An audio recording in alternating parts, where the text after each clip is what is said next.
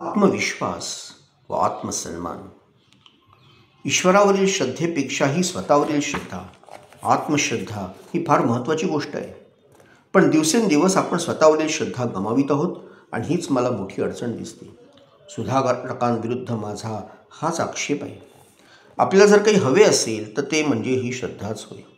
दुर्दैवाने आज ती भारतातून प्रायः लोप पावली आहे आणि म्हणूनच आपली अशी दुर्दशा झाली आहे.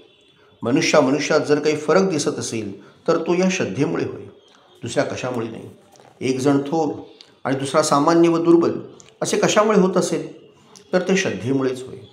माझे गुरुदेव म्हणत की जो स्वतःला दुर्बल समजतो तो दुर्बल होतो, आणि हे खरे. ही श्रद्धा तुमच्यात निर्माण झालीच पाहिजे.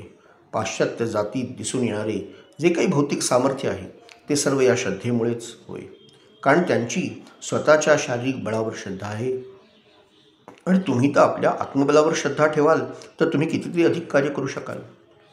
आणि शिवाय काय हवं आहे तर तीव्र कर्मशीलता. आपल्याला हवा आहे तोच उत्साह, तोच जोम, तीच स्वाधीनता प्रीती, तोच आत्मविश्वास, तेच अचळ धैर्य, तीच कार्यपटुता, तीच आपण सारेजण एक आहोत ही ऐक्याची जाणीव आणि तीच उन्नतीची तृष्णा आपल्याला हवी आहे. सदा न कदा मागे वळून भूतकाळावर खिळून राहणे, अंमळ थांबून समोरच्या अनंत भविष्यकाळाचा वेध घेणारी विस्तारशील दृष्टी. आणि हवा आहे आपाद मस्तक, नसा नसातून सळसळणारा प्रबळ रजोगुण. कोणत्याही व्यक्तीला व राष्ट्राला थोर होण्यासाठी पुढील 3 गोष्टींची आवश्यकता आहे. चांगुलपणाच्या शक्तीवर प्रगाढ विश्वास. दुसरे, मत्सराचा आणि संशयखोरपणाचा अपूर्ण अभाव. आणि तिसरे, जे चांगले बनण्याचा व चांगले कार्य करण्याचा प्रयत्न करीत आहेत त्या सर्वांना सहाय्य करणे. संघटित होऊन कार्य करण्याची क्षमता आपल्या अंगी मुळीच नाही, ती आता आपण अंगी बाळगली पाहिजे. याचे रहस्य जर कशात असेल तर ते मत्सराच्या अभावात आहे. आपल्या बंधूंशी, आपल्या सहकार्यांशी सर्वदा सहमत होण्यासाठी तयार राहिले पाहिजे आणि त्यांच्याशी नेहमी जुळते घेण्याचा प्रयत्न केला पाहिजे. संघटित होऊन कार्य करण्याचे हेच रहस्य होय. व्यर्थ गोष्टीत शक्ती खर्च करण्यापेक्षा आणि निरर्थक गप्पात वेळ दवडण्यापेक्षा नेत्यांच्या आज्ञा अविलंब पालन करणे, निर्मत्सर वृत्ती, अदम्य चिकाटी, अनंत आत्मविश्वास हे गुण इंग्रज माणसांपासून शिकणे आपल्या पक्षी नितांत आवश्यक आहे. इंग्रजांनी एखाद्या कामासाठी एखादा नेता निवडला की ते कुठल्याही परिस्थितीत, कशाही परिस्थितीत त्याला चिकटून राहतात आणि त्याच्या आज्ञेचे पालन करतात. आपल्या इथे हिंदुस्थानात प्रत्येकालाच नेता व्हावेसे वाटते आणि आज्ञा पालन करायला कोणीच तयार नसतो. आदेश देण्याची योग्यता अंगी येण्यासाठी आधी प्रत्येकाने आज्ञा पालन करायला शिकले पाहिजे. आपल्या मत्सराला तर अंतच नाही. निर्मत्सरता आणि आज्ञाधारकत्व हे गुण जोपर्यंत हिंदू लोक शिकत नाहीत तोपर्यंत संघटन शक्ती निर्माण होणार नाही आणि आपण असेच हताश, कर्तव्यशून्य, अत्यंत गोंधळलेले असे बाजारमुणगे होऊन राहू. मला आशा आहे की येथे असलेल्या प्रत्येकाच्या ठाई हा विशाल दृष्टिकोन व श्रद्धा ही दोन्ही असतील. मला धर्मवेड्या माणसाची उत्कटता व जडवाद्याची व्यापकता या दोन्ही हव्यात. आपले हृदय महासागराप्रमाणे सखोल आणि आकाशाप्रमाणे व्यापक असले पाहिजे. जगातील सर्व प्रगतिशील राष्ट्रांइतके आपल्याला प्रगतिशील झाले पाहिजे आणि त्याचबरोबर आपल्या प्राचीन परंपरांशी प्रामाणिक राहिले पाहिजे व त्याविषयी अभिमान बाळगला पाहिजे. प्राचीन परंपरांसंबंधी निष्ठा व अभिमान कसा बाळगायचा हे फक्त हिंदूंनाच कळते. श्रमजीवी लोकांचा अभ्युदय हे एक महत्त्वाचं त्यातलं भाग. मानवी जीवनावर क्रमाने 4 वर्णांचे शासन चालते. हे 4 वर्ण म्हणजे ब्राह्मण, क्षत्रिय, वैश्य, शूद्र हे होत. प्रत्येक वर्णाच्या शासनात काही गुण असतात आणि काही दोषही असतात. जेव्हा ब्राह्मणांचे राज्य असते तेव्हा वंश परंपरेवर आधारलेला घोर संकुचितपणा दृष्टीस पडतो. ब्राह्मणांचे आणि त्यांच्या वंशजांचे अधिकार पूर्णपणे सुरक्षित राखले जातात. फक्त त्यांनाच ज्ञान संपादन करता येते आणि उपार्जित ज्ञानाचे दान करण्याचा अधिकारही फक्त त्यांनाच असतो. ज्ञानविज्ञानाच्या सर्व शाखांची पायाभरणी याच काळात होत असते. ही ह्या काळाचे वैभव होय.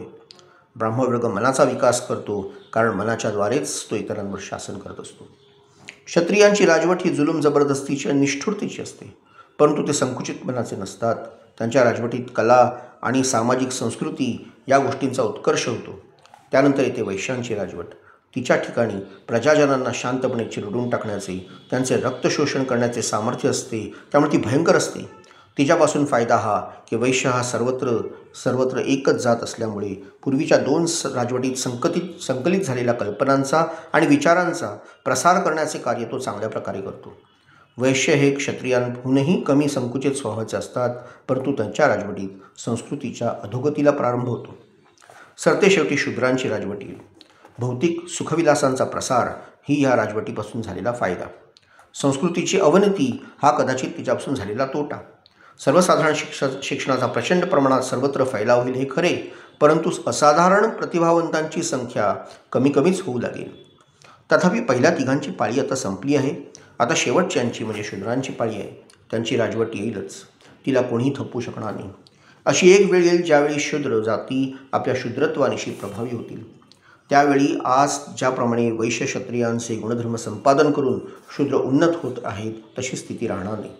प्रत्येक देशातील शूद्र आपले स्वाभाविक गुणधर्म आणि सवयी यासह तत्वतः क्षत्रिय वा वैश्य न बनता शूद्रत्व कायम ठेवून प्रत्येक समाजामध्ये संपूर्ण प्रभुत्व पावतील. पाश्चात्य जगात एव्हाना या नवीन सत्तेचा उदय झाल्याची चिन्हे हळूहळू दिसू लागली आहेत. या नवीन घटनेचा शेवट कसा होणार या विचाराने विचारवंत लोक दिग्मूढ झाले.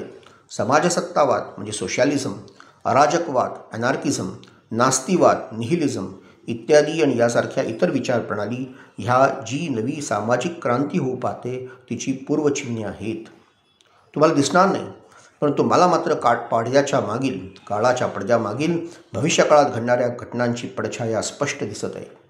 ईश्वराच्या कृपेने अनेक वर्षाच्या सूक्ष्म निरीक्षणातून मला ही अंतर्दृष्टी लाभली आहे. प्रवास करणे आणि अभ्यास करणे हे देखील एक साधनच आहे. खगोलशास्त्रज्ञ ज्याप्रमाणे दुर्बिणीतून ग्रह नक्षत्रांच्या गती पाहतात, अगदी तसेच जगातील भावी घटना आणि हालचाली माझ्या दृष्टिक्षेत्रात येऊन प्रकट होतात. मी काय सांगतो यावर विश्वास ठेवा. शूद्रांचे हे उत्थान प्रथम रशियात होईल आणि नंतर चीनमध्ये. त्यानंतर या घटनेचा उदय भारतात होईल आणि जगाच्या भविष्याला आकार देण्यात भारत अत्यंत महत्त्वाची भूमिका बजावणार आहे. ब्राह्मण काळातील ज्ञानविज्ञान, क्षत्रिय काळातील संस्कृती, वैश्य काळातील प्रसारकृती, शूद्र काळातील समतेचा आदर्श ही सगळी ज्या राज्यात शाबूत आहेत, परंतु त्या राजवटीचे दोष ज्याच्यात नाहीत, असे एखादे राज्य जर निर्माण करता आले तर ते आदर्श राज्य ठरेल. परंतु हे शक्य आहे का?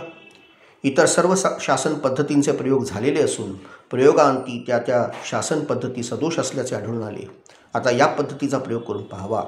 दुसऱ्या कशासाठी म्हणून नसला तरी एक नवीन पद्धती म्हणून तरी प्रयोग करून पाहावा. त्याच माणसांनी पुन्हा सुखदुःखांचा अनुभव घेण्याऐवजी सुखदुःखांची नव्याने वाटणी होणे जास्त चांगले.